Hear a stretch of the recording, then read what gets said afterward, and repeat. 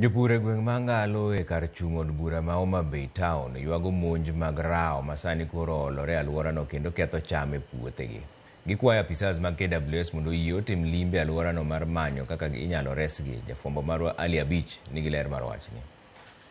Jopur ma puothegi okiyo gi dho wath ma Ngalo e kar chung' bura ma Homa Bay Town ogolo ywak margi kaluwore kod monj mag repe ma ketho cham e puothegi kendo weyogi kod lal maduong'. Jopur go matimo pur mar oduma, nyanya kod alode kaachiel kod kothe mamoko wacho ni puothegi repe mawuok e nam Lolo e monjo otieno kotieno kendo lweko cham e igi te. Ma en achiel kuom puothe ma repe osebedo ka monjo kendo ketho e cham mopidhi, ka moko bende gidhanjo gi tiendegi e kinde ma gimonjo puothego. Osebedo ka chandowa ma ok wanindi kata nindo to chunyi omoka moka, wasebedo kwatemo to waamna nono, waamna gi lwetwa, to puothegi ema kwatiyo kata nyithindo dhi skul.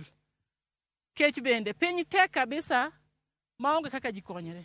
Puothego wapuro gi pesa moloyo, ka puodho moketho kachacha watiyo gi over 30,000. Wapuro pamba, wapuro nyanya, wapuro alote. To ok wanyal winjo maber nikech rao. Nikech jomodak ka ang' ji biro neno ni waba abaya to watiyo matek ka warito rao. To rao ok le mwanyalo rito, minyalo dhiye gi lweti.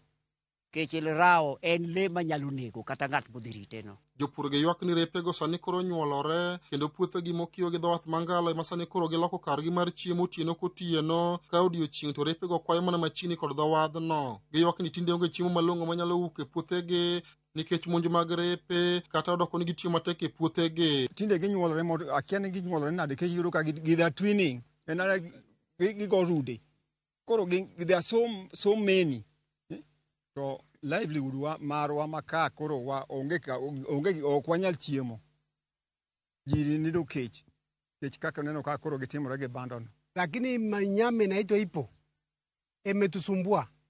Angalia hapa nyuma, unaona vile hii shamba imekuwa hii, tunalinda kutoka asubuhi kutoka saa 12 usiku mpaka saa 12 asubuhi. Tukifukuza hivi na kukujia na nguvu siku hizi. Watu wetu wa game tukiwaambia wanatembea na gari hapa, akikuja na zunguka tu atoki nje, angalia kama hii kitu inakuwa namna gani. Kama kuom jopur chuno mondo ket arita e puothegi otieno mar temo geng'o repego kik monj puothegi, kata kamano giywak ni repego wang'gi tek ma kata ibuogo to ok ringi kendo dhi mana nyime kod ketho puothegi. Gikwayo sirikal kokalo e migawo mochung' ne rito le mag bunge mondo yot timie limbe e alworano matemo buogo repego. Koro wan waa nono, oduma mabet odong' mabet dongo mogolo wikigo bobiro abira to onyula koro gigo odong' adong'a saka to onge gimoro amora mantie. Pur mar alot bwatimo irrigation gi piwa mar namni. Koro wan ok wakonyre nikech gik mano koro wayud mazao to rao ketho te. Nindo ok oromo wa wati to wan kijende. Nawe ninde ot chona kena we ninde ot dweche mag kata higa mane. Kati wach rito rao. Koro wakwa sirikal ni koyie to konywa e wach mar rao ni. Rao ni hinyowa kata obiro negowa. Ali Abich, Ramogi TV, Homa Bay.